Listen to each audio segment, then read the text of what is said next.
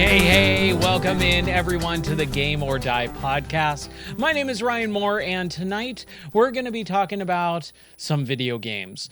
Like I said in the intro, basically, we had a crazy winter storm here in Tennessee to the point where it knocked down power for thousands of houses for several days. We actually had no power for 6.5 days, and it sucked, mostly because it was so stinking cold. It's been in the teens at some point, very, very cold, and it just was really rough. And the worst part about it is that I wasn't able to play video games and stream them like I normally do. However, thank God for the Stream Deck and portable generators, because we were able to power our devices. We did have internet thanks to Starlink as well. But man, it was a rough couple of weeks. So while we were kind of just not doing anything other than trying to stay alive and stay warm, basically, I decided to play the Fable series. I haven't played it since they came out.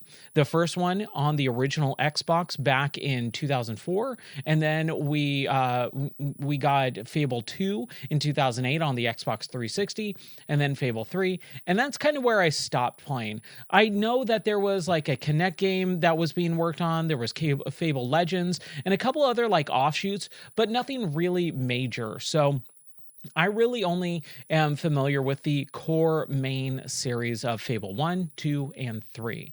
And I've played all of them. I beat Fable 1, I beat Fable 2 back in the day, but I never actually finished Fable 3. For one reason or another, I just never finished it. So going back to it, it's been a real crazy journey. I also have played a game called Cairn, which is a rock climbing game or a mountain climbing game. Super cool. And then we'll talk about a couple other things that I've been doing on the channel. But let's just dive right into Fable, because Fable is one of those games that holds a special place in my heart. Fable 1 came out on the original Xbox, and back in the day with Peter Molyneux, he was the head of Lionhead Studios or Games, and they were well known in the industry for quite a while, but Peter Molyneux has been kind of branded the industry liar. And I don't know why specifically, but one of those times that I do remember him being just in the news was always because he had such a lofty goals for his games, and he would always talk so passionately and so big about these games. But unfortunately, it seems like a lot of the promises he made to gamers about these games and what they would do just never came to fruition. So unfortunately, a lot of people kind of just dogpiled on him over the years. And after he left and started doing, after Lionhead Studios like got disbanded, and he left, he really hasn't been in the limelight as of the last like 10, 15 years or so. So it's kind of weird because he was such a big industry leader for so long and then just kind of disappeared. But let's talk about Fable.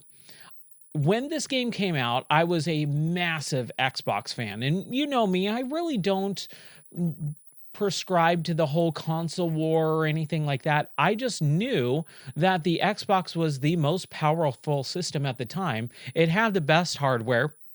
It had the best graphics, and there was a lot of exclusive games that were like very much in my wheelhouse. Felt like they were designed for me. So I was really interested in this game when it came out, but I didn't know too much about it. I knew that choices mattered in the game, and it was very similar to BioWare's Star Wars Knights of the Old Republic, where you could be either good or bad Jedi, right? But this kind of broke the mold open in way, way bigger ways than just being a good or bad Jedi. Your choices mattered so much in this game because every time you would do a quest, every time you would help someone or do something in the world, your alliance kind of started shifting and people would start noticing you differently. Whether you were good or bad, your choices affected your character and the world around you. And it was really, really cool. So before we kind of get into the mechanics of the game and everything, I always like telling the story about how I got the game. Now, like I said, I wasn't really paying too much attention to the game itself, but my best friend at the time owned the game store that I ended up owning, which was called Games for You. And when he came by my house one day, because it was right around my birthday, he said, "Hey, is there anything you want for your birthday?" And I was like, "Yeah, I'm really excited about Fable." And he's like, "Well, I'm going to the distributor up in LA." And we lived fairly close to LA, around an hour and a half, 2 hours, maybe 4 hours if there was traffic, which there always is. But it wasn't too far away. It was an afternoon drive. So what we did is we actually hopped in the car, drove to the distributor, and basically just got the game like several days before it came out. He dropped me off at my house and he said, "Happy birthday." And he just gave me a free game. Like, pretty rad, right? And so I was able to play that game several days early. And man, I just had a blast with the game. I did not know what I was getting myself into with it, because it really did just open up this whole fantasy world. I was never a big fantasy guy. I never got into like orcs and anything like that. I was mostly like medieval, like real world medieval storytelling, not fantasy. And so I really did enjoy having this more orc related and other type of weird characters show up. Balverines is one of the series staples, where they're kind of like werewolves. So it was really, really fun. I just enjoyed the crap out of it, to be honest. And really, one of the biggest things about the game is that it allows you to do whatever you want. So when you do become good or you choose to become bad, your choices affect everyone around you.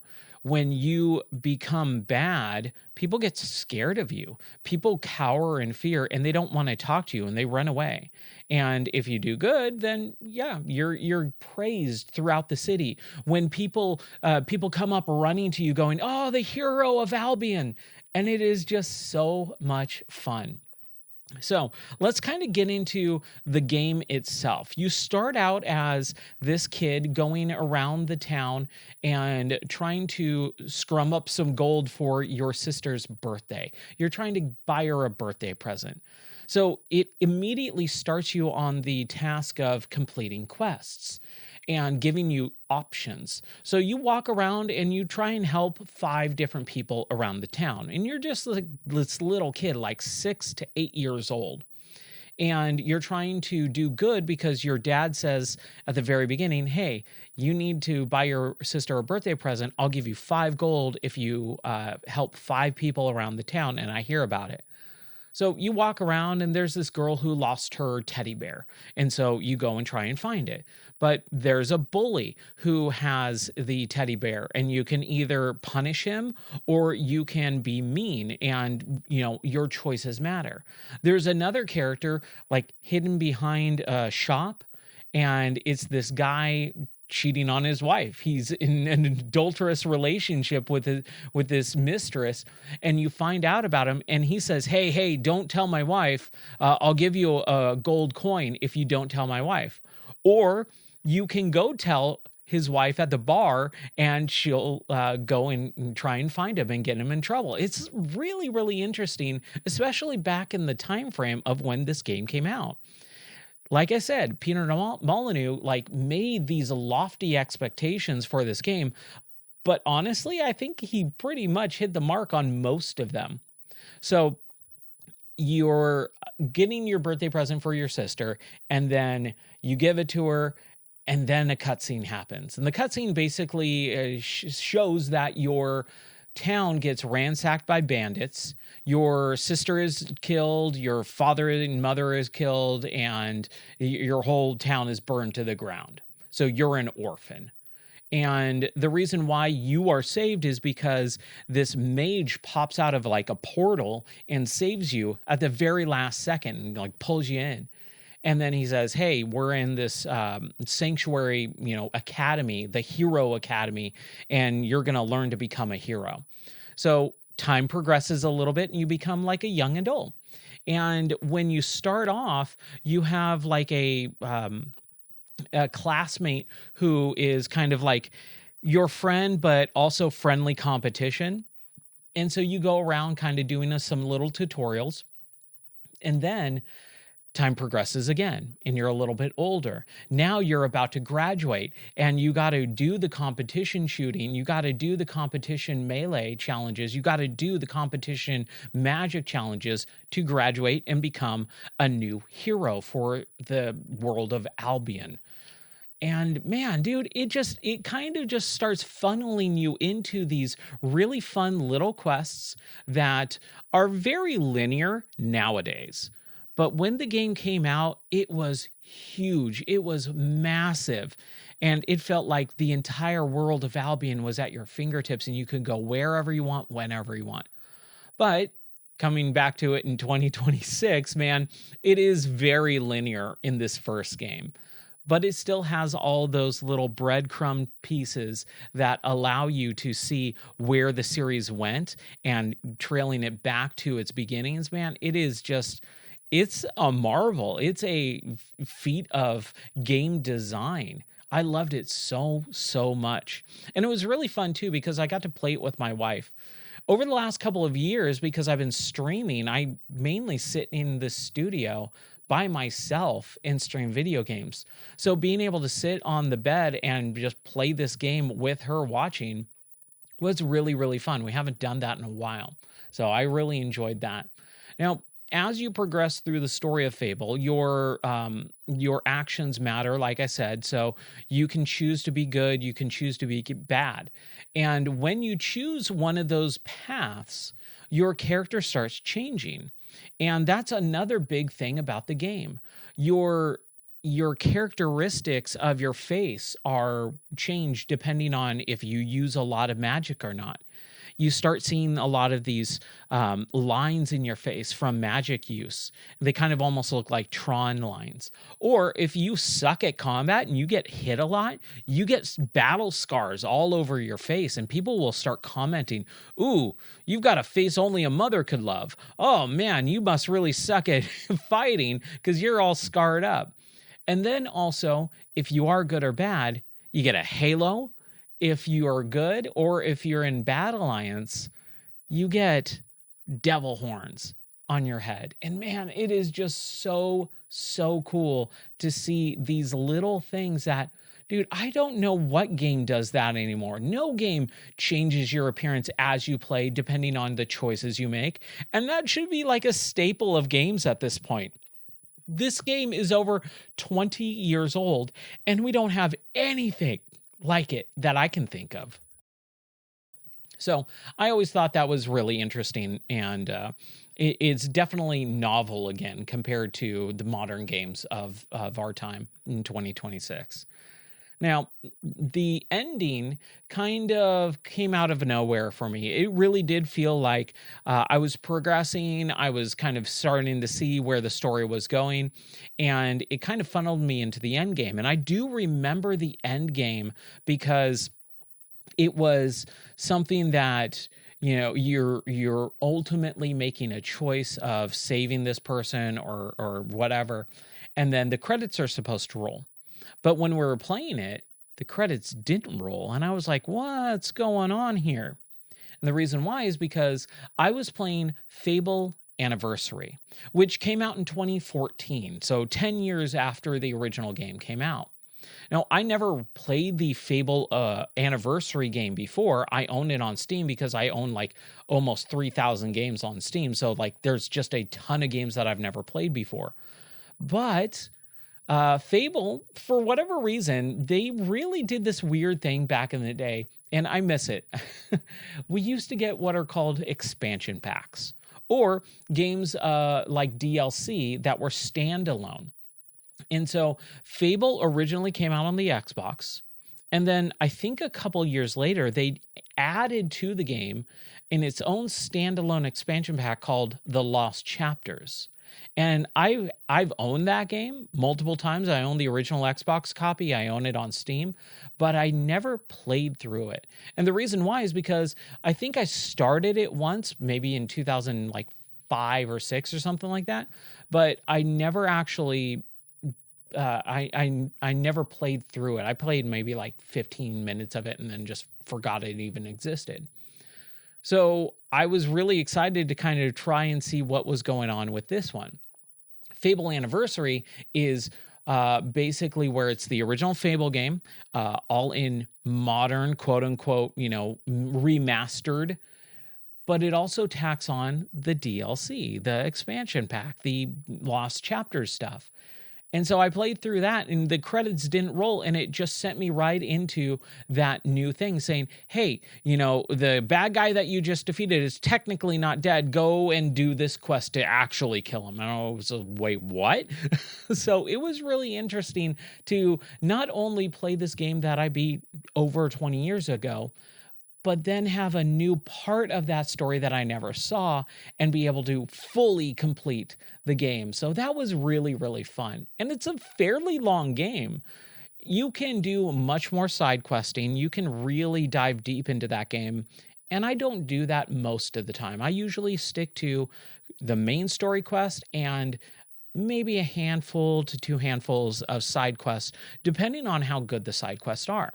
But one of the really cool things, and the one that I kind of just put as my main priority for a while, was the adulting part of the game, where you can actually get married.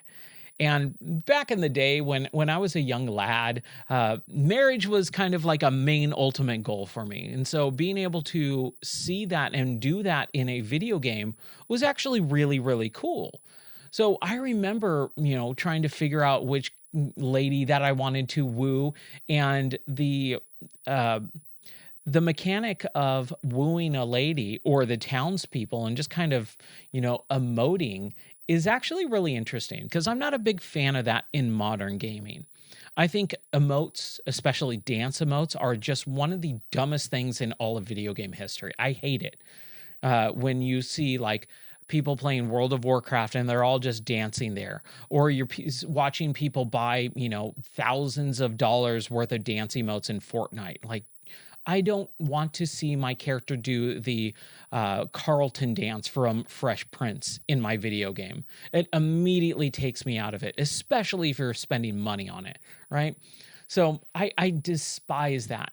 But with Fable, it allows you to actually play through the game and use those emotes as a main core mechanic to do things in the game. It is not just cosmetic. And I think that's one of my biggest issues with a lot of games nowadays is that the cosmetic issue. I don't care if it looks cool. I want it to do something. And so having these emotes where you can do hero poses and you can flirt and you can belch or fart, like that is something that I would never, ever, ever care about in a game. But because they actually allow you to use it in certain ways to intimidate characters or to flirt with characters and get them to marry you, like I thought that was really cool. So my wife and I were walking around town, and then there was this one lady who kind of had a tiny little heart above her head. So I started, doing the hero pose and flirting with her. And that little heart above her head grew and grew and grew 3 sizes that day. And by the end of the day, she was like super into me. And she was like, oh, I would love to marry you, but I need a wedding ring. So you can go find one, you can buy one and purchase one from the shop. And once you buy a wedding ring for a character, you give it to them and then they'll marry you. And then you get to buy houses. That's one of the cool things about the game too, is not only is the currency or the gold used to purchase items, like health potions and, ammo or whatever, but it's also allowing you to purchase property.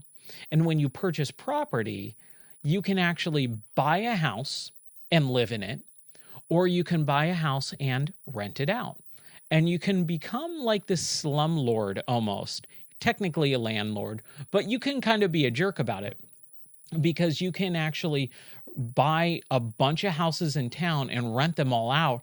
And if you kind of raise the rent a little bit too high, people are going to start getting mad about it, right? Or if you don't have the quality of the house, the items like the bed and the bookshelves and all that stuff, if it kind of sucks and you don't spend enough money on upkeep, like the townspeople are going to be mad. But if you give them really good rent and you give them really good quality houses, like people are going to still love you and say thank you for, owning this house. It's just super cool. You don't see stuff like that. Not back then, and you don't really see it now, right? So, man, I loved this game so much. And it was such a blast from the past to be able to go back 20 years prior and see where this series started again for the first time, basically. Because it was funny. I kept telling my wife, I don't remember this. I don't remember this.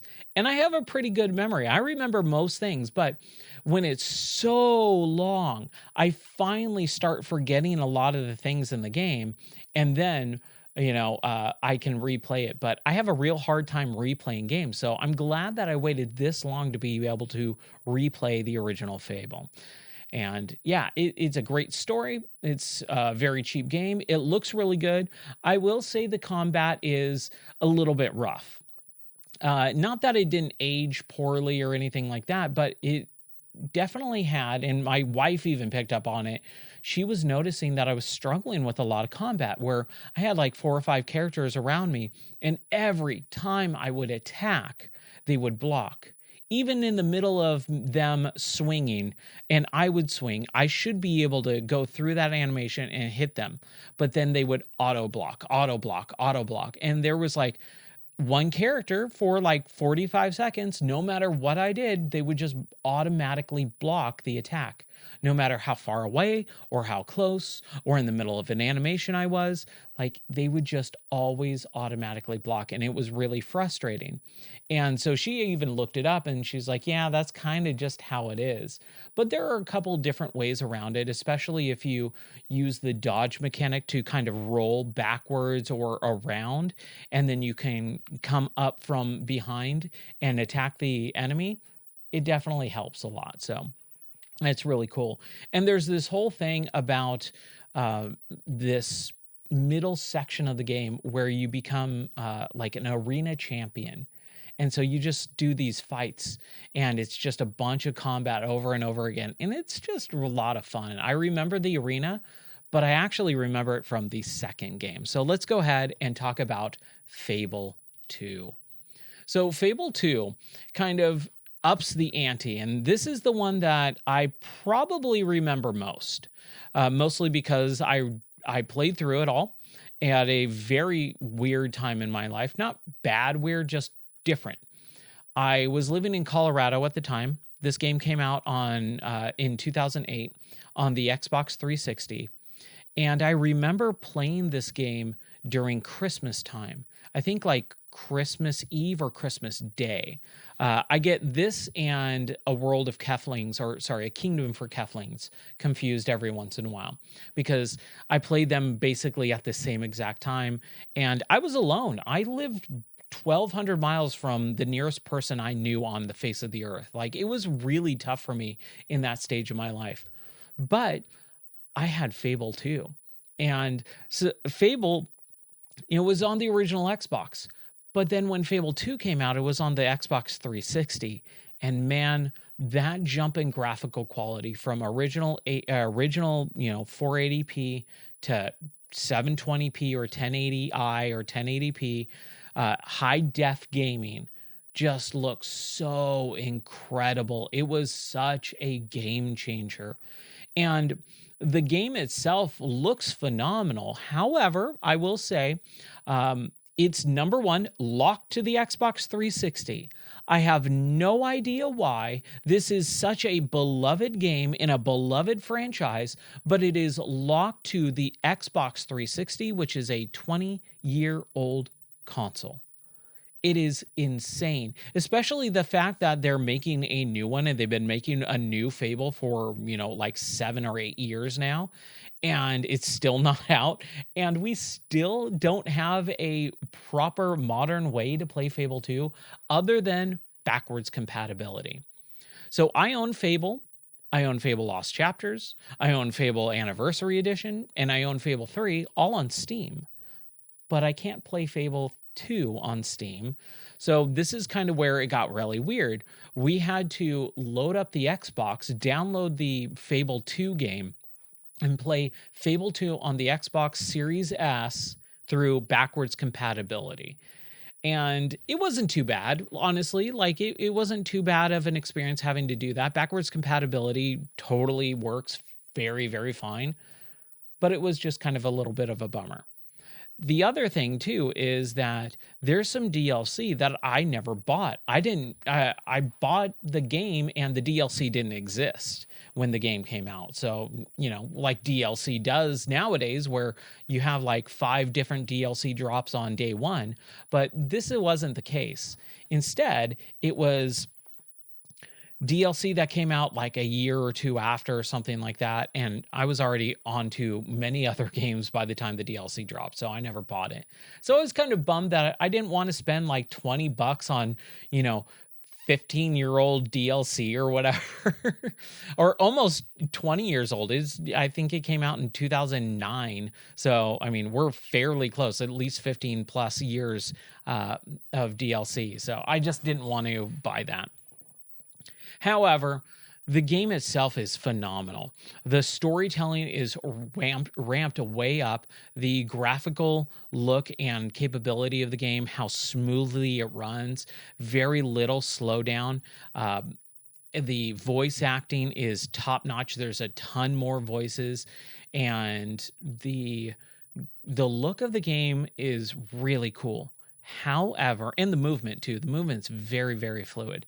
However, with a lot of the Xbox titles, there is this thing called bloom, and you'll know it as soon as you see it in any Xbox game. On the 360, this hardware bloom was cranked up so high on pretty much all those original series games. So you have this really bright yellow tint to pretty much everything. Everything glows with this super bright yellowish orange glow, and it's very distracting. And it also has this weird thing that was a very common thing back in the day with motion blurring, where there's this ghosting and motion blurring effect, and it just super distracted me. It actually makes the game very hard to play.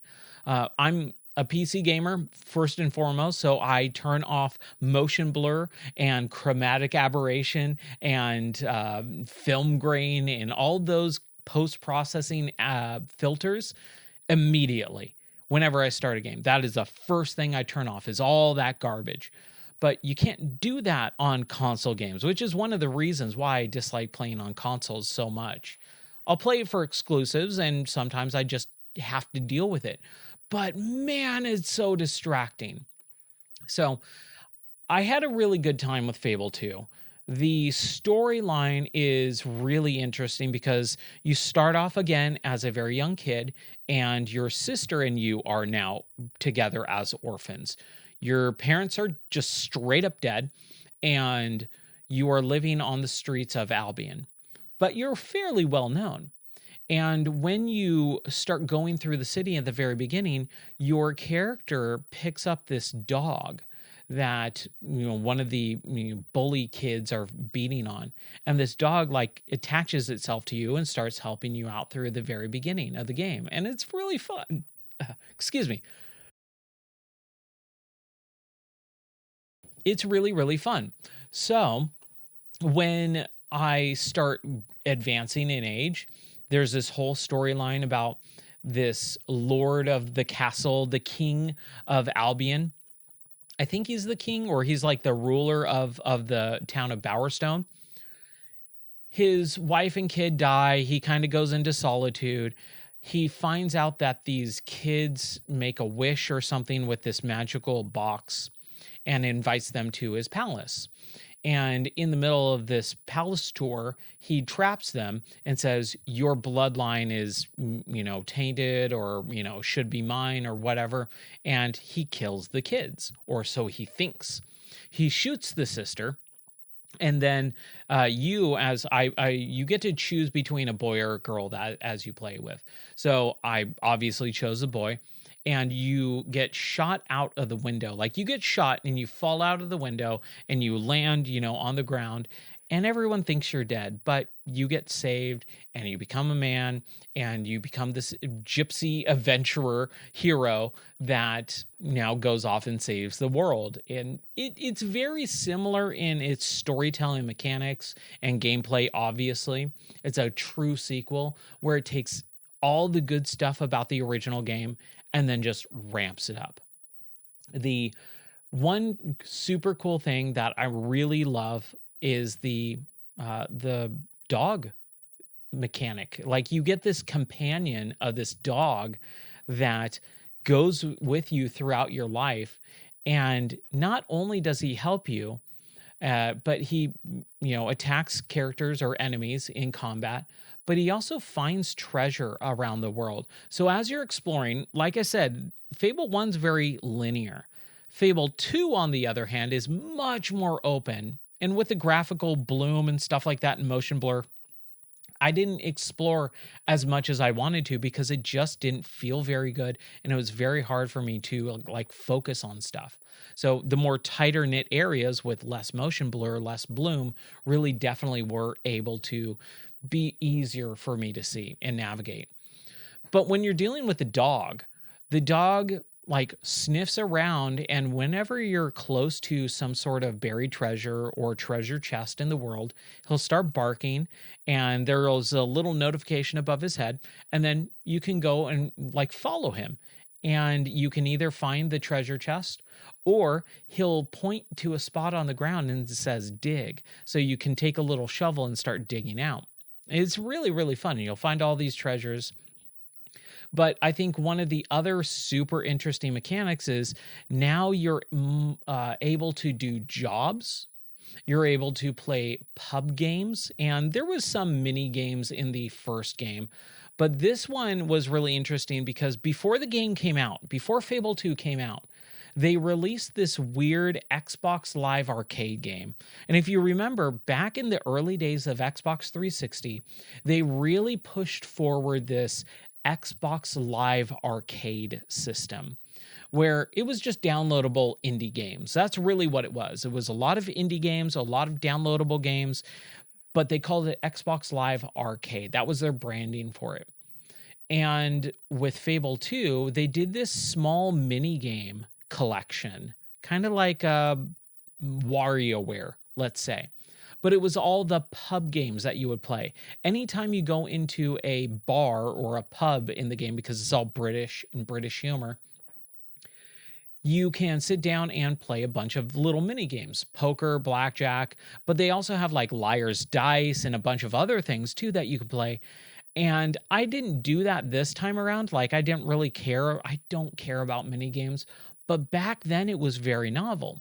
So I remember when that game came out, when the mini game collection on Xbox Live Arcade came out, it allowed you to play that game and accrue a bunch of gold and money, and that save would transfer into the real Fable 2 experience. And that was really, really cool.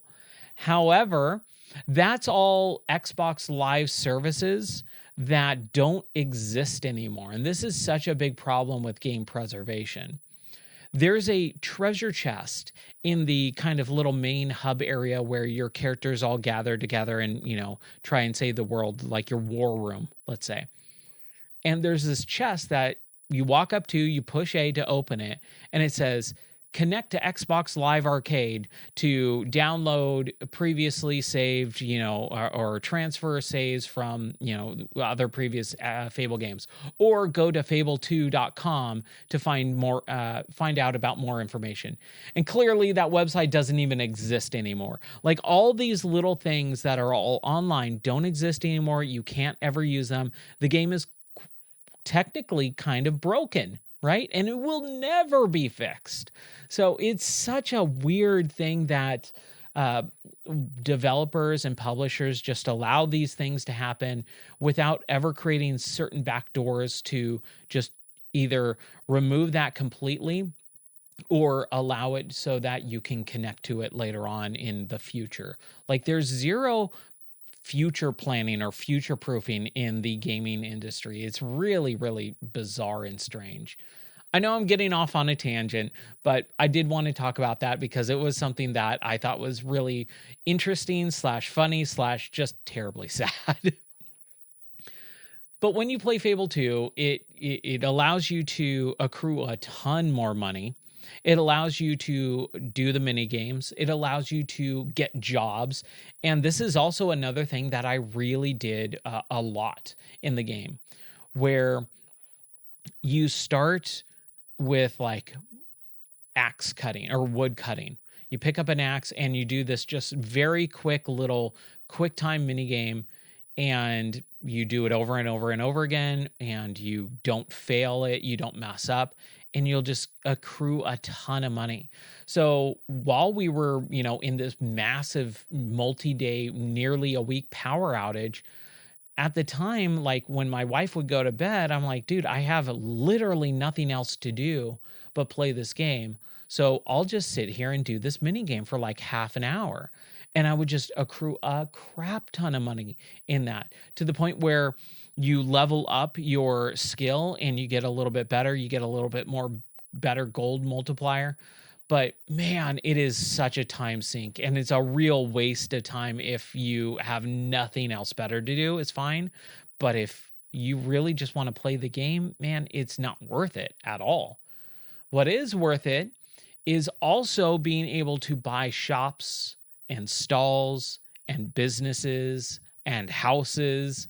And when you do that, not only can you crank up the rent or lower the prices or crank up the prices, and people will, again, notice you, all the townspeople will notice you, but you can also turn the game off, advance time in the real world, come back to it, and you'll still continue to make money. That was another big thing about the game, is you were able to buy and purchase, like, let's say 5 houses, rent them out, and that rent should be coming every 5 minutes. You'll get, 60 gold every 5 minutes for a couple houses being rented out.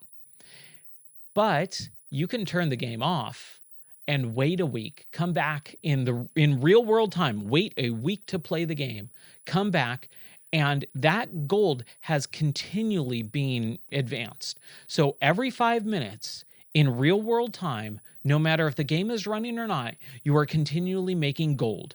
And it is so cool to be able to turn the game on and a week later go, oh crap, I have 160,000 gold that I didn't even do anything about. Like, I didn't do a quest, I didn't find it. It just came to me because I owned all these properties, and that little timer was just ticking throughout the entire game. I love it. It's so cool. However, this is a little minor nitpick. You will notice that every 5 minutes, a little bing gold piece and number will pop up on your above your head in your character, and it's just kind of a little distracting. You're exploring and you go, oh, yep, I got more gold. Oh, yep, I'm doing this crazy battle and I see that I got my rent after 5 minutes. Oh, it's been another 5 minutes. Oh, it's been another 5 minutes. So there's this constant, like, little notification of, hey, it's been another 5 minutes. Hey, you got a little bit more gold. And during the downtime when you're exploring or whatever, that's fine. But in the middle of a battle, in the middle of a cutscene, in the middle of something, you don't want to see that. So it just kind of is a little tiny minor nitpick. You can also get married, which again I did, and we found a really nice bar. Oh, so here's a little tiny bit of a spoiler for Fable 2. There's this quest early on in the game where a ghost contracts you to find his like fiance, and he was left at the altar and he killed himself. So he wants you to find his fiance who left him at the altar, seduce her, and then leave her at the very end. Like when you're right about to get married, say, hand this ghost note to her that the ghost wrote saying, I want you to feel the shame that I felt. I hate you. I never love you. I hope you die. Like crazy, weird stuff that you're supposed to like hand this nice, sweet little innocent girl. And she's supposed to kill herself. But again, because Fable is all about choices, you can either do that and be bad and evil, or you can be good and say, or not give her the note, and you seduce her, and then you can end up marrying her, which is what I did. So I took this quest that this ghost said, this chick left me at the altar. I was so distraught that I killed myself, and I want you to seduce her and woo her. And then as soon as she's ready to marry you, as soon as she's just fallen head over heels in love with you, I want you to tell her that you hate her. And you go, nah. So that's what I did. I seduced her. I wooed her. I was ready to marry her. And then I could have given her the note and made her kill herself, or I decided to just not do the note and say, I love you, and then propose marriage. And then we got married. We bought a house right next to the bar that she worked at and then filled it with a bunch of like luxury items. And then you can have a kid. You can have a child. I can't remember if you can do it in one. I don't think you can, or I don't think I did, at least in one. But in Fable 2, you can have a kid. So you learn different emotes, not only to flirt and woo, but you can also, hey, come back to my place. So that was kind of fun. And then there's this little tiny cutscene that says, hey, you got a child. And then you can bring the child toys. You can, make goofy faces and make the child laugh and love you. And then as you progress through the story, your kid actually ages a little bit. So they're in a little baby, bassinet or whatever for, a certain amount of time. And then when the storyline progresses and you're gone for a while and you come back, your kid has grown up a little bit. And it's funny too, because your wife will notice and she says, oh my gosh, please don't ever leave me again. I thought you were dead and blah, blah, blah. Or, hey, you were gone for a while. Can you not leave so often? And you have to manage the relationship. And that's what I remember most fondly about that whole part of the game, is really trying to make sure that your spouse is happy. So you can give them some sort of budget or allowance for the household so that they don't feel like they're just sitting at home and starving to death and have nothing to do. You can give them a certain amount of money. In the very beginning, when we got married, I didn't have a whole lot. And I didn't have a whole lot until about a third of the way through the game, or 2/3 of the way through the game. So the budget was fairly low. And honestly, in real world application, the budget doesn't really do anything other than a happiness meter, as far as I could tell. So giving them 75 gold as the budget versus 100 gold didn't really do anything. But when I had enough money where I'm getting, 60,000 gold every 5 minutes, I can kind of splurge and say, hey, your budget is $200 or 500 or 1,000 or whatever. And again, their happiness meter is already full. Their everything meter is already full. They're already, in love with me, have a kid and have a family, have a house, have every luxury item. There's nowhere else to go with that. So like once you kind of max everything out, it's not really that big of a deal, but it's still cool, right? It's still a mechanic that you just do not see in video games anymore. So I really did love that. And I thought just the dog mechanic again was just so fun, so special. And I remember like as soon as the dog character like shows up, I turned to my wife and I was like, oh, that's right. I forgot about this. This is so cool. The dog is your companion throughout the entire game. And I've learned this about myself over the last handful of years. I really don't like being alone in video games. I like playing games alone just fine. I do like playing video games with other people though, like talking to other people while I'm playing a game. But In the game, I don't like being alone. I don't like exploring dungeons alone. I don't like doing, dungeon crawls or boss battles alone as a sole only character. I like having a party system. I like having some sort of companion next to me so I don't feel like I'm tackling this big objective by myself. There's always some little audio clip or quip that the character can say, so I always really like that. And having that dog character, man, it just makes such a big difference. So I think that's good for the Fable 2 talk. So the third game in the series, Fable 3, came out like in 2011. So 2004 to 2008, Fable 1 to Fable 2. Fable 2 to Fable 3 is 2008 to 2011, I believe. And that was also a Xbox 360 game. So with Fable 3, this is the game that I actually never finished.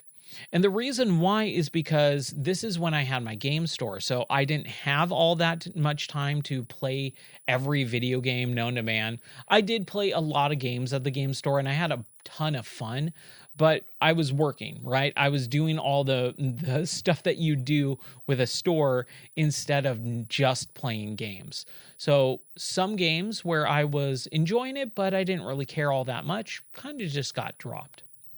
Fable 3 was kind of one of those games. Also, it's because the game is actually structured very weirdly from what I remember. The first quarter of the game is normal Fable, but it's such a bigger production at this point. Fable 3 is like playing a, Uncharted style game at some point. There's tons of cutscenes, tons of action and dialogue, and it becomes a much bigger spectacle of a game. The production value is just crazy through the roof. Like even the opening cinematic, we watched it the other night, and I'm sitting there like, dude, this is like a 5 to 8 minute cutscene of just following this chicken. It's not even your character. It's just kind of introducing you to the world, and this chicken kind of getting into all this trouble. It is crazy. And you start off in the third game completely differently. In Fable 1, you're a kid hanging out with your family. In Fable 2, you're a kid hanging out with your sister, who's your only family. In Fable 3, you're an adult. You're a prince and your brother is king, and your brother is basically a dictator, horrible king that the townspeople hate. You have a girlfriend that you are in love with, and she loves you immediately. Like right off the bat, this game totally is different than Fable 1 and 2. And that's not a bad thing. I don't think that's a bad thing at all. I think that's actually really good because you don't want the same story. You don't want the same exact things.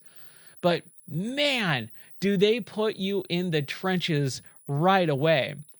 So within the first, I'd say, 10 minutes of gameplay, you're introduced to your like girlfriend, fiance, or whatever. You're introduced to like your helper, advisor, and servant, and you're introduced to your brother. And your brother is just a massive jerk, just a huge, terrible king. And you are tasked with standing up for the townsfolk that are kind of like rebelling. You hear like whispers of factory worker because you're in the industrial age now. Fable 1 and 2 are like full blown fantasy worlds. Fable 3 is industrial revolution, steampunk engines and all this stuff like steam engines and boats. And I don't think automobiles, but like you actually have pistols and guns instead of just crossbows. And so it is a lot more advanced technology, and the world has advanced in technology as well. So you are standing up for the townspeople, and your king is basically saying, all right, I'm going to teach you a lesson because I'm a terrible person.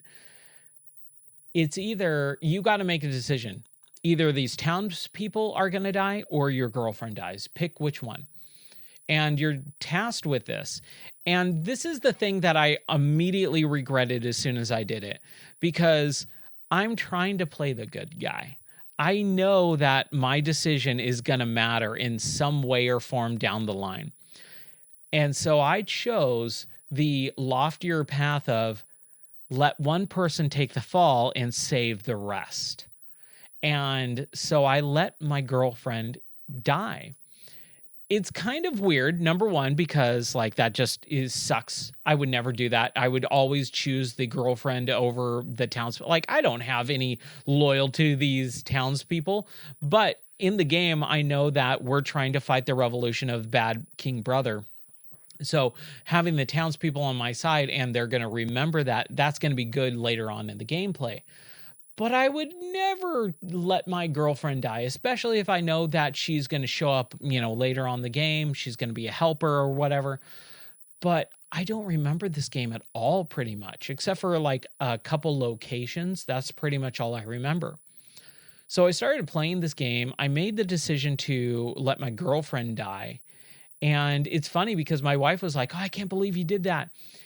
And then there's no talk about it at all for the rest of as far as I played probably about 4 hours or so of the game, and basically zero notifications, zero talking about this girl being executed. That was the love of my life or whatever. Like, I don't even know her name. It's really, really bizarre and weird, because you would think that that's kind of like a main character, or a character that's special to the main character. So they would have some sort of disappointment or regret or grief, like some sort of emotion. Just blank slate the entire time. So it's pretty interesting. I really do enjoy it. The graphics are phenomenal, especially because this is a PC game. So I'm able to crank up the res to 4K. It looks beautiful. There's not that weird bloom or ghosting or anything like that. It looks like a nice, fairly modern-ish type of game. Older modern game. The one thing is, this was an era of PC gaming that was really terrible. This is before controller support was fully integrated. This is before Steam really took off. So you get this game was part of the Games for Windows Live experience. Games for Windows Live was in the era of Windows Vista and Windows 7 and 8. And this is where it just kind of went off the Windows. Yeah, no, this was Windows Vista era. And so with Windows Vista, man, dude, it just really ruined the whole Games for Live stuff. It's, again, that whole thing of this service doesn't exist anymore. They completely killed the servers. The game's unplayable without some sort of fix that modders had to fix. So I had to I installed the game off of Steam because I own it. I have all the DLC installed, but there's no way to activate it. So I had to go online, find some weird forum post from like 13 years ago, and download this weird, crazy file that allows me to play the game that I own and install the DLC that I already own and have it unlock and activate, quote unquote, activate. So it's like this weird, just roundabout way of being able to play the thing that I already own. And this is where a lot of people would go, that's the problem with digital. Yeah, that's the problem with network. Like, that's the problem with internet connection stuff being infused into modern games. That's not a digital versus physical attribute. So it's not that exactly. I'll just say that. The game itself is super fun. I'm, just a handful of hours into it. I'm not super far. But I remember the big reason why I did drop it is because about a third of the way through the game, you play the game as normal Fable, but then, and spoiler alert, but this is what I remember from playing a quarter of the game, you become king very quickly, and you are a ruler, and you start having to manage all these promises that you've made all the townspeople and followers that you build up over the course of the beginning of the game so that you can overthrow your brother. And then you have to manage the budget of the kingdom as well. I remember as far as I remember, there's like a big gold room that you have to walk around and manage. And then the menu system's totally different too. Like you hit the start button, there's no main menu, there's no inventory menu. It's this world, this like subconscious mind world that you transport yourself to, and your butler is there, and you walk around this 3D environment to go to the clothing menu, and you walk around like a wardrobe and you can change out outfits. You walk into another room and it's your weaponry inventory or weapon inventory management system. Like, it's all these weird, crazy things, even to get to an actual menu to say, quit the game or go into games for Windows Live settings or audio or video settings. You actually hit start, you get into this hub world, and then you walk to a mural on the wall that has a bunch of gears, like a settings, right? And then you hit that, and then a menu pops up. So you actually have to do work just to quit out of the game. Like there's 4 steps to quit out of the game instead of pushing start, going down to quit, hitting A. Like you hit start, you walk around this world, you go to the mural, you hit A, you scroll through the menu system, you select quit, and then you're out. It's just bizarre, but in a really cool way. I really like it. I dig it. It's such an interesting type of menu system. And if you're watching the video version of the podcast, the hub world is actually on screen right now, and it is pretty interesting. So yeah, it's bizarre, but in such a fun, unique way that, again, we just don't get this type of creativity anymore.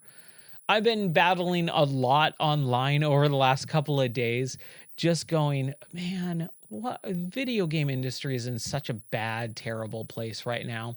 There are pockets of amazing stuff, but on the whole, man, the video game industry, AAA, big publisher games, we're in such dire straits. The industry is crumbling. It's taking a while. It's taking longer than it should. And I think there's definitely some big reasons I'm not going to get into. But man, it's exhausting seeing all this stuff continually happen, nothing changing, nothing, going the way it should, and just having to force ourselves to go, well, if the big publishers aren't going to make the games that we like, the indies are. But the indies are small, inexperienced, and just don't have, the proper funding to create these larger game experiences that we had for 20, 30, 40 years in gaming. And now we're just getting these garbage experiences. But the indies are making them, but they're not that great. I've talked about it on the podcast a ton. Most indie developers are just creating the exact same games that they want other big publishers to make, but they're not advancing it at all. So there's a game called Fur Squadron Phoenix, and it's basically Star Fox. There's a game called The Adventures of Simon Quest, Transylvania instead of Castlevania. The Adventures of Simon Quest. It's Castlevania 2 Simon's Quest, but just with a name change, right? And that's all it is. It is just Castlevania 2 with a modern coat of paint. So it's a bizarre thing. And I didn't mean to kind of get on a rant there about it, but yeah. But man, I'm having a blast with Fable 3. I'm really excited to see where it goes and finish the game so I can say, yep, I've played and finished Fable 3 now, because I'm so bummed that I never did, because it's a really fun game so far. So I really dig it. All right. Well, that's kind of going to be what... Oh, there's another game. There is one more game that I did want to talk about before we kind of wrap everything up, which is this game called Cairn. Cairn, or Cairn, however you pronounce it. And even my wife was like, what is the name of this game when I started playing it? It's a mountain climbing or rock climbing game. I played the demo of it last month, a handful of weeks before the game came out. And I was like, dude, this is really cool. So I contacted the developer and started kind of seeing if I could get a copy of it. Unfortunately, I didn't. But man, this is an indie game that is going to be in the Game of the Year discussions. I'm not a big fan of declaring a Game of the Year immediately in January of the year, right? But I will definitely say this is a very unique game, a very interesting game, a very beautiful game, visually anyways, not storyline wise. But it is incredible. It's a very well-made game, and it definitely will be, if not on my list, because I don't know what the year is really gonna hold, because like the last couple of years of gaming, I've been very wrong about a few things. Like I'll fully admit that I've been very wrong about last year being a dry year. 2004 was definitely a pretty dry year, most things considered. There was like a handful at the very beginning, handful at the very end. Everything else in between was garbage. But with 2025, I went, man, there was just so many games that came out that I didn't even get to play that were really, really, allowed it as, the best of the best, like Expedition 33. Was that Claire Obscura Expedition 33? Again, garbage name. One of the worst games names of all time. Tied with the Orange Box. It's such a bad name. But I want to get back on track. Sorry. Cairn, I'm definitely going to be like, dude, this is going to be at least talked about at the end of the year for sure, if not in the actual Game of the Year list. So Cairn, you play as, of course, and I'm just going to get this right out of the way, this is a full-on DEI game. You play as a lesbian called Ava, who's in a lesbian relationship with another lesbian. And you're a terrible person. My wife has been watching me play this game, and every time a cutscene happens where she's climbing her rock, hold on. Excuse me, I had to sneeze there.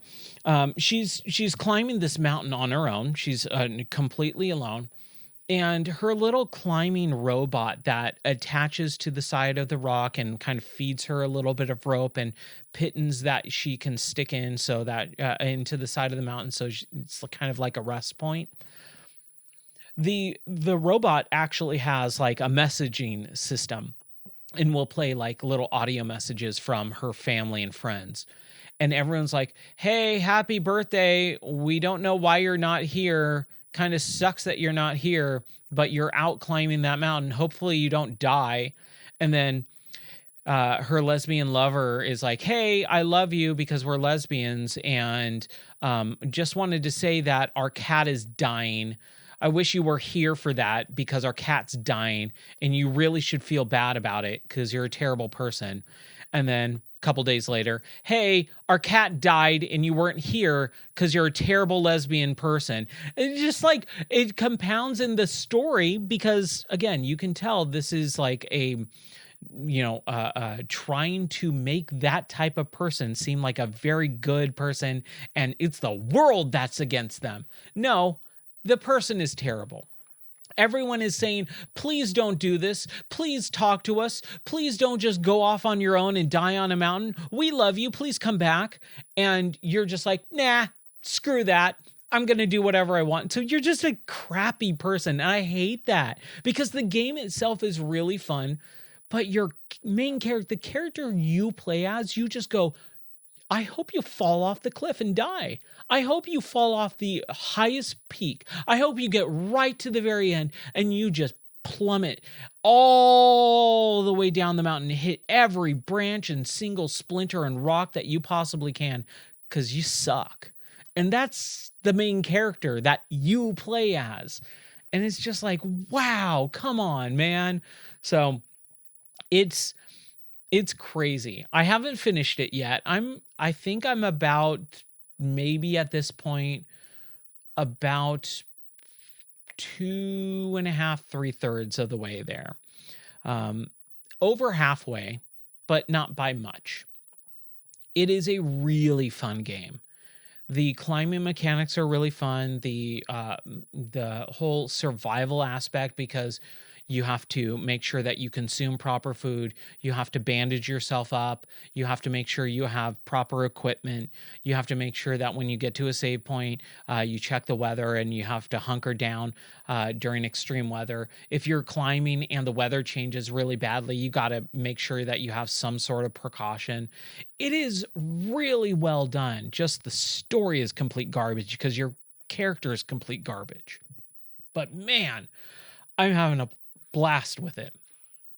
I will say it is very frustrating in certain points. I haven't had too much of a hard time, but there have been about 3 or 4 points in the game where I'm like, this is impossible. I've just wasted 25, 30 minutes. Like last night, we were about to go to our Bible study. We had about 45 minutes left before we needed to leave. So I'm sitting there, I'm just kind of wasting time. I'm like, hey, I'll just play Cairn. So I'm sitting there playing, and I'm at the base of this like really tall cylindrical rock formation that has a ladder bridge at the very top. It should take about maybe 10 minutes to climb this thing. I can't get up at maybe, I'd say, 8 feet before I fall to my death. I just kept dying over and over and over and over again, because it introduces this graphite, or I can't remember what, I think it's graphite. It's this really slippery, shiny, sparkly rock formation or color in the cylindrical rock formation that you can't drill a piton into. The pitons are, again, like there's like little save points or check mark points where if you're climbing, and you're all free climbing this entire thing, if you fall, if you have a piton, you'll, latch on, and it will save you from falling to your death. But if you get to that graphite part, which most of the whole section that I'm trying to climb is covered in, you just can't do anything about that. So you got to figure it out. But you have to be fast, and you have to find proper ledges, and there's like none of that. And there's a handful of sections so far in the game where I'm like, dude, I've just wasted like 45 minutes of my life on this section. I've got nowhere. I can't do anything. This sucks. So it can be very, very frustrating. It's a game you have to put down and come back to quite often, or at least I do. But it's so enjoyable. Even right now, talking about it, I'm going, man, I can't wait to go back and play it. I cannot wait to start that again, because the gameplay is so fun. The graphics are cel shaded and very beautiful.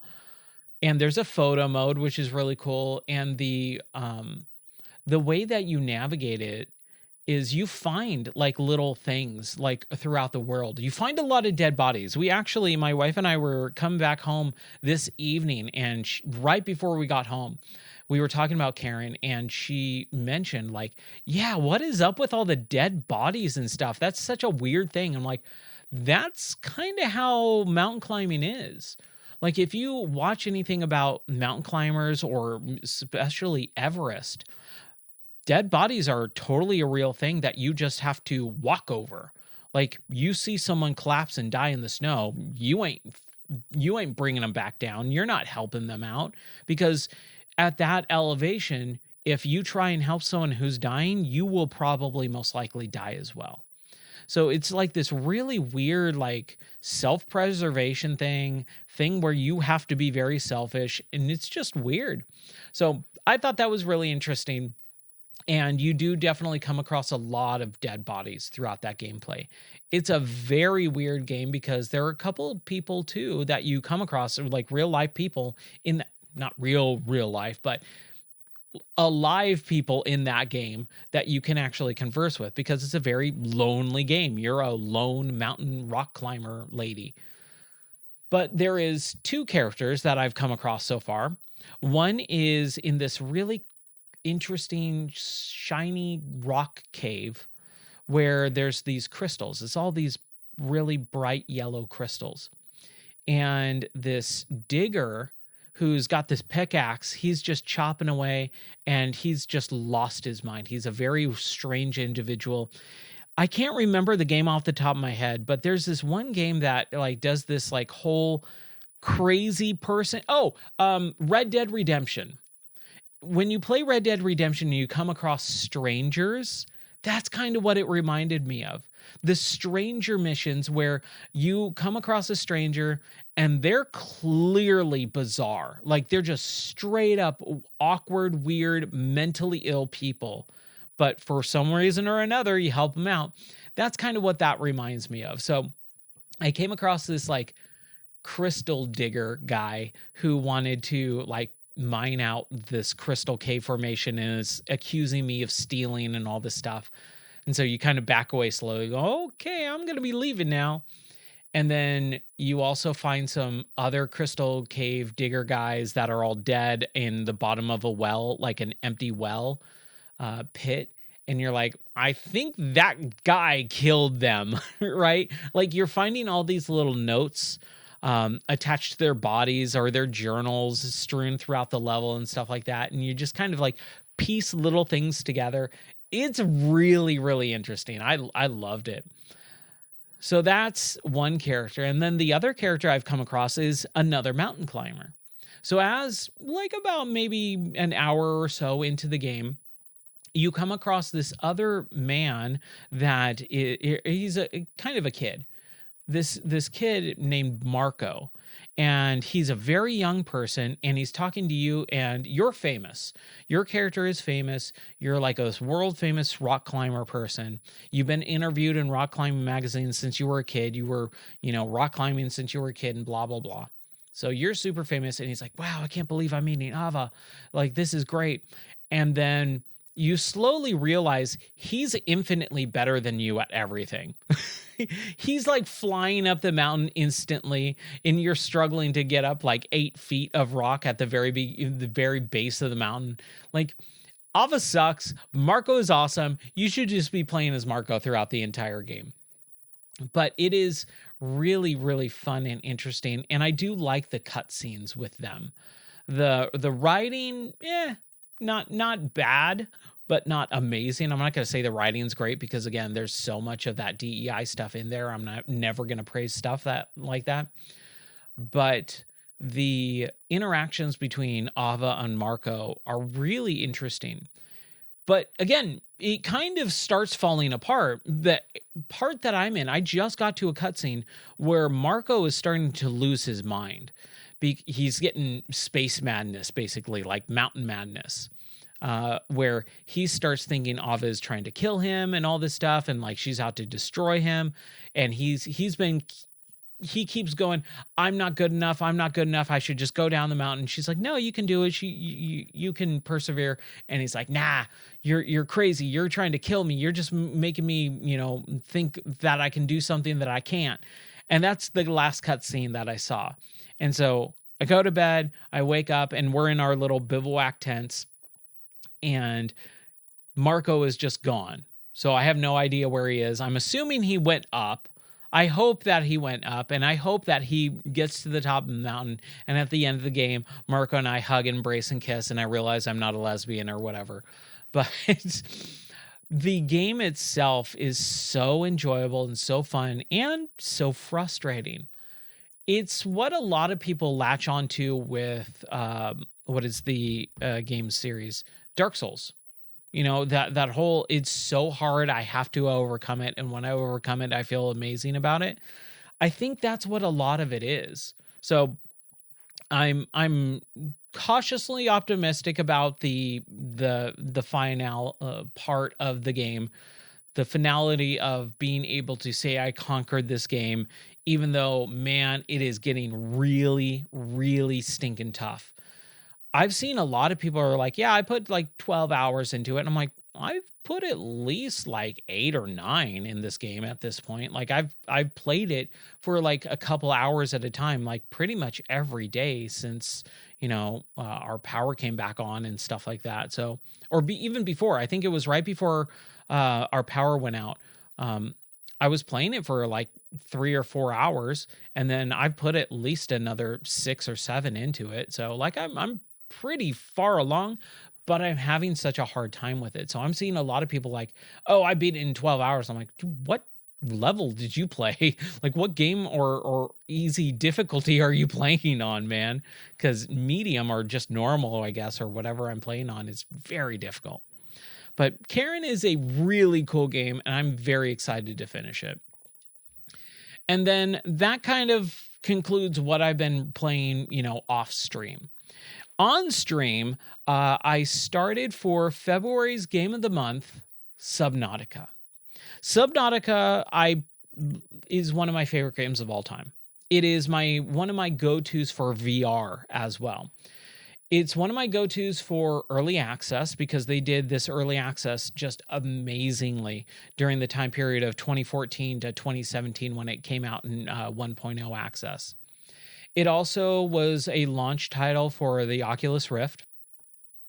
I own the Steam version. I think I might own the original Oculus Rift version too, but the Steam PC version had native VR support. But this is early days of VR, launch VR, where the Oculus did not have motion controls. It did not have the Oculus Touch controls. It came with an Xbox controller. So the Xbox controller was the only way to play, and so you're just basically in VR, but you're playing with a controller. Well, after the game like fully released, it became a real big hit for streamers and stuff like that over the years. And modders made a full-blown VR 6 degrees of DOF. I can't remember what DOF stands for. 6 degrees of freedom or movement or something like that, where basically you can use touch controls, motion controls, and have full 6 degrees of motion. So I installed that mod, I started playing it, and it was kind of just to play it because I was talking about it on stream the previous night, and I was like, man, I miss Subnautica. I should just go back to that. And so I started, and man, it was so much fun. I forgot how amazing Subnautica is. So I made it the game of the month for February. It's a short month. It's a game I'll probably not finish just because of life. And again, like even today, I started streaming this podcast several hours ago and just things broke, audio broke. But it seems to be holding up over the last hour and 20 minutes or so. So that's good. But yeah, I'm just with the power outage, with, life, with, technical issues, streaming issues. I'm not saying I'm going to finish it. I'm just saying it's a game that I'll play throughout the month because I'm having a lot of fun with it. I want to get to the base building. I want to enjoy it because it's so much fun. And then I'm trying to think of what the last game is, which is, that's right, it's a World of Keflings. Now, number one, I've talked about Keflings a ton over the years because it is one of my favorite franchises in all of video games. It is my comfort game, my zen game. It is a game that I will always love forever and a day. And A World of Keflings came out, 2010, 2011 on the Xbox 360. It is the sequel to A World of Keflings. What's up, Nightmare? How are you doing? And I just fell in love with the series. Now, over the years, they created a couple more games. A World of Keflings was the second one. And then in 2019, they came out with A Handful of Keflings, which is the VR version. Now, I didn't know that they made like a PC version of the first game, but I found it last year when A World of Keflings was announced for PC. They were finally bringing A World of Keflings out. And the reason why is because I streamed A Kingdom for Keflings, the first game last March. I was like, man, I want to play Keflings. That's such a fun game. And I was having a kind of bad time in life. So, like, my wife's like, why don't you just play a good game that just always makes you feel good? I'm like, Keflings is that? I'll play that. So, over like 16 hours of playing through Kingdom of Keflings, I really, really enjoyed it. And I was immediately going to go into a World of Keflings. But it's another Xbox 360 like locked title. It's locked to the Xbox 360. So I started trying to play it, but I realized the emulated version is just really bad. I could probably try and I could try and bring the Xbox in here and like do all that stuff. I just don't want to. So I kind of put it on the back burner. And then a few months later, I found the Ninja Bee Discord or Kefling's Discord, where I started talking to the developers and going, oh, a World of Keflings is coming out on PC on Steam. So I was like, dude, sign me up. Let me give this to me now. And I started like a couple of relationships with some of the developers, and dude, they're awesome. I love them because this is one of my favorite games of all time. So it was really fun to be able to know that that game came out, to be able to do the beta testing, see what's going on with it, and then have it come out, and then some of the DLC too, which was rad. So I played that last year. Unfortunately, I didn't stream it because that was back in October when the game came out. I think it was September, October, and the DLC came out. And that was just when like life was just crazy hectic with the puppies, all the puppies being born. So I just didn't have time to stream back a few months ago.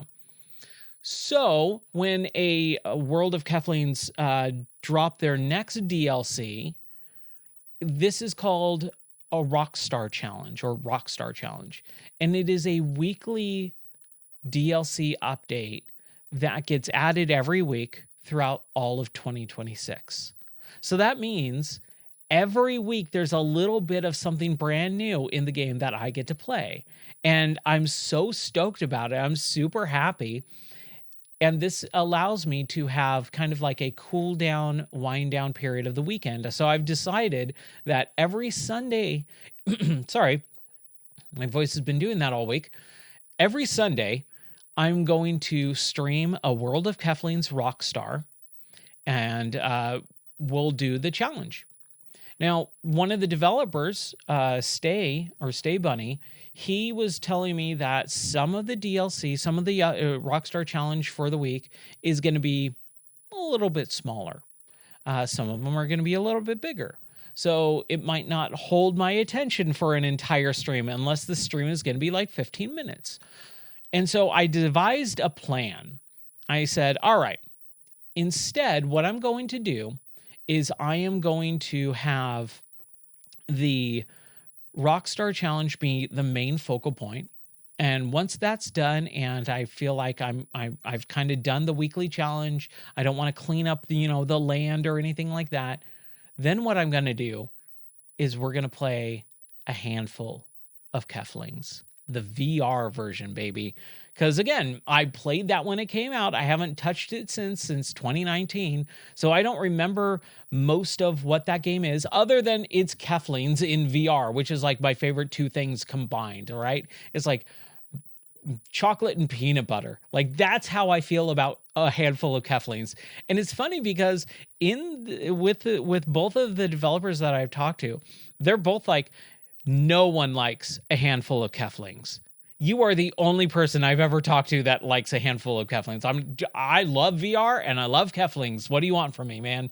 I will shout it from the mountaintops till the day I die. I want a handful of Keflings is one of the best games ever created on my tombstone, besides Pepperoni. So I'm super stoked about it. I'm super excited to be able to play the Rockstar Challenge and then go into a handful of Keflings. So that's kind of going to be, that's kind of going to be the Sunday night streams, the cool down streams of the week. I think it's a fun wind down for the weekend. And then scheduling just kind of like all over the place right now. It's a real big bummer. The power outage stuff was rough. The dog stuff was rough. All the stuff that's been going on in the last, I'd say 6 to 9 months of life has just been really, really hitting me hard. Um, but I also feel very invigorated. I was talking to my wife about this last night when we were driving home from Bible study, that I do feel invigorated in certain aspects, but there are things that I'm going to be putting on the back burner. I feel like, not that I spread myself out too thin, but I feel like the things that I'm focusing on are being spread out too thin, that are not really important enough or warrant my full amount of time that I've been devoting. So I still got to figure out some of the scheduling stuff. Streams are just right now, number one, when I feel like it. Number two, when I have time. Number three, hopefully every night. um, the podcast, man, I've been really, really trying hard to make it be on Sundays. Like, Sunday was always like my goal for Sunday afternoon. I'm going to record the podcast. Sunday night, we're doing Keflings. But over the course of the last literally like 3 months, every Sunday, something catastrophic happens to the point where I cannot be in here recording. Something just massively catastrophic to the point where something is broken that is unrepairable and unfixable. It's freezing to death. It's way too hot in the studio. We have to leave for like 7 hours. Like, just every Sunday, something bad happens to the point where I just cannot record the podcast. So that's why I'm recording it right now on a Friday night, because I was like, I am going to make this happen, because I even tried earlier this morning or this afternoon and just the audio stuff happened. So that was a big bummer, but looks like everything has been holding up pretty stinking good so far. I'm very, very happy. So yeah, that's kind of what the future holds for the immediate future of Game or Die. Number one, I ain't going anywhere. I'm sticking to my guns. I am going to continue streaming. I'm going to continue on the podcast. I'm going to continue writing articles and reviews. I'm going to continue with the website. All this stuff I'm going to continue doing. So I'm not going anywhere. It's just that certain things are being put on the back burner. Certain things are going to be at a slower pace, and certain things are just going to be, on hiatus right now. Like, one of the big things is I loved doing the rock band streams. The Saturday night rock band streams were super fun. Those were like 4-hour rock concerts every Saturday night, and sometimes multiple times during the week too. But just number one, viewership was just zero for like 3 months straight. And then weather and the new studio and all this stuff. So I just put that on hiatus. But like, I sit here playing by myself and I'm having a good time. Every once in a while, I'll sit and play for like half an hour and go, man, I wish I was streaming this, because it's so stinking fun. So all that stuff that maybe is on hiatus right now or on the back burner, it will come back. But I'm just kind of trying to figure out a much more doable schedule, so that I don't get frustrated by going, man, I dropped the ball. I feel like crap. I feel terrible. I feel like I'm letting everyone down, which is really the biggest thing. Is I feel like I'm letting everyone down every time I'm not streaming. Every time something, article doesn't go up, or a review for a game, or I beat a game off stream or whatever. So yeah, it's just a whole mess of stuff. But man, I'm having a good time. I'm in a great place with video games for the most part. I've been playing a lot more than I have over the last 6 months or so, and I'm really, really enjoying what I'm playing. So yeah, that's, I think, gonna do it for tonight's podcast. Thank you guys so much for watching, listening, viewing, wherever you are on any stream.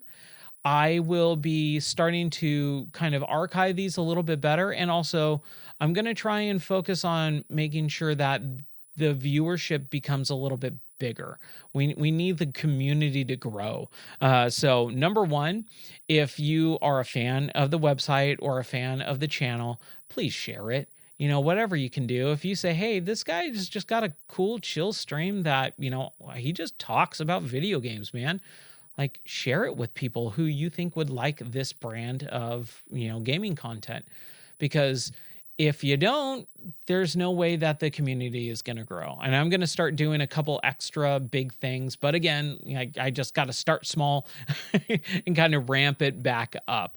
But yeah, man, I'm super stoked. So I hope everyone has a wonderful rest of the night. And I hope you guys had a fun time with the stream.